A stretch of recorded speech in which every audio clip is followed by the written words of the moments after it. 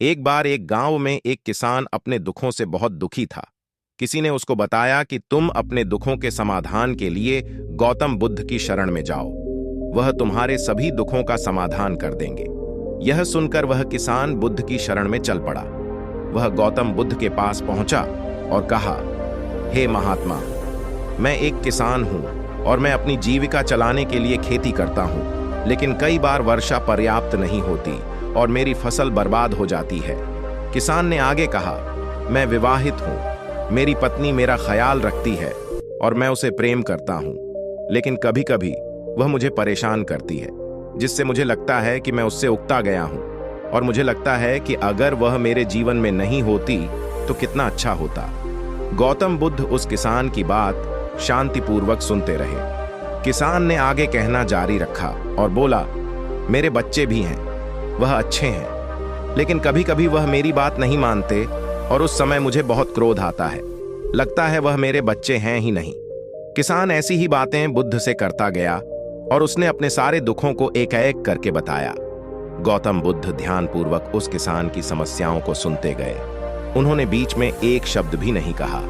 किसान अपनी समस्याएं बताता चला गया और आखिर में किसान के पास बताने को कोई भी समस्या नहीं बची। अपना मन हल्का हो जाने के बाद वह चुप हो गया और बुद्ध के जवाब की प्रतीक्षा करने लगा, लेकिन बुद्ध ने कुछ नहीं कहा। किसान अब और सब्र नहीं कर सकता था। वह आवाज ऊंची करते हुए बोला, क्या आप मेरी समस्याओं का समाधान नहीं करेंगे? मैं तुम्हारी कोई सहायता नहीं कर सकता। बुद्ध ने उत्तर दिया। किसान को अपने कानों पर यकीन नहीं हुआ। यह आप क्या कह रहे हैं? लोग तो बोलते हैं कि आप सभी के दुखों का निवारण कर देते हैं, तो क्या आप मेरे दुखों का निवारण नहीं करेंगे? बुद्ध ने कहा, सभी के जीवन में कठिनाइयां होती हैं। तुम्हारे जीवन में कोई नई कठिनाई नहीं है। यह कठिनाइयां तो सभी के जीवन में आती जाती है। कभी मनुष्य सुखी होता है तो कभी दुखी, कभी उसे पराए अपने लगते हैं और कभी उसे अपने लोग पराए लगने लगते हैं। यह जीवन इनसे कोई नहीं निकल सकता है। वास्तविकता में हमारा जीवन कठिनाइयों से भरा हुआ है।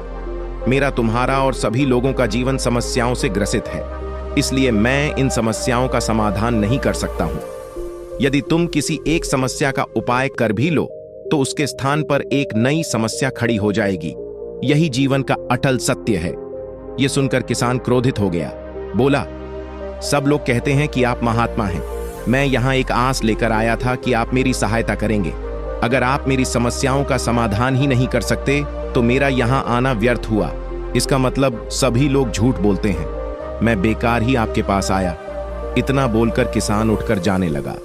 तभी बुद्ध ने कहा, मैं तुम्हारी इन समस्याओं का समाधान तो नहीं कर सकता हूं, लेकिन हां, तुम्हारी एक दूसरी समस्या का समाधान कर सकता हूं। किसान ने आश्चर्य से कहा, इन समस्याओं के अलावा दूसरी समस्या, भला वह कौन सी समस्या है? बुद्ध ने कहा, वह यह कि इसी समस्या के कारण ही दूसरी कई समस्याओं का जन्म हुआ है। तुम इस बात को स्वीकार कर लो कि सभी के जीवन में समस्याएं होती हैं, कठिनाइयां होती हैं। तुम सोचते हो कि तुम इस दुनिया में सबसे ज्यादा दुखी हो और तुम्हारे जितना कोई और दुखी नहीं है। तुम अपने आसपास देखो, क्या वह लोग तुमसे कम दुखी हैं? तुम्हें अपना दुख बड़ा लगता है, लेकिन जो लोग तुम्हारे आसपास रहते हैं उनको उनका दुख बड़ा लगता है। इस दुनिया में सभी को अपना दुख बड़ा लगता है, चाहे दुख छोटा हो या फिर बड़ा हो, लेकिन वह जिसके साथ घट रहा है उसके लिए वह दुख बड़ा प्रतीत होता है। अगर तुम ध्यान पूर्वक देखोगे तो समझ जाओगे कि यह जीवन सुख दुख से भरा हुआ है। इसको तुम कभी नहीं बदल सकते हो, लेकिन हां, तुम सुख दवक से ऊपर अवश्य उठ सकते हो। यह तुम्हारे लिए संभव है। सुख और दवक को हम आने से रोक नहीं सकते हैं, लेकिन सुख और दवक का हम पर कोई प्रभाव ना पड़े, ऐसी व्यवस्था हम कर सकते हैं। और इसकी शुरुआत इस तथ्य को समझने के साथ शुरू होती है कि हम कुछ भी कर ले, जीवन में सुख दुख आने ही आने हैं, लेकिन हमें उनसे विचलित नहीं होना चाहिए। इसीलिए आज से तुम यह चाहना छोड़ दो कि तुम्हारे जीवन में कोई समस्या ही ना आए, और तब तुम जीवन में आने वाले सुख दुख को स्वयं में समा सकोगे। तूफान के मध्य में भी शांत रह सकोगे और हर्षोल्लास के शोर में भी संतुलित रह पाओगे। किसान बुद्ध की चरणों में गिर पड़ा। वह समझ चुका था कि अब उसे क्या करना है। मित्रों, यह जीवन सुख दुख से भरा हुआ है। ऐसे में यह सोचना गलत है कि दुख कभी आए ही नहीं।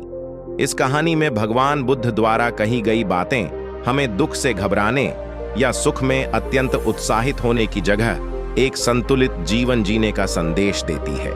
यदि आपको यह कहानी पसंद आई हो तो कृपया इसे अपने दोस्तों के साथ शेयर कर। धन्यवाद।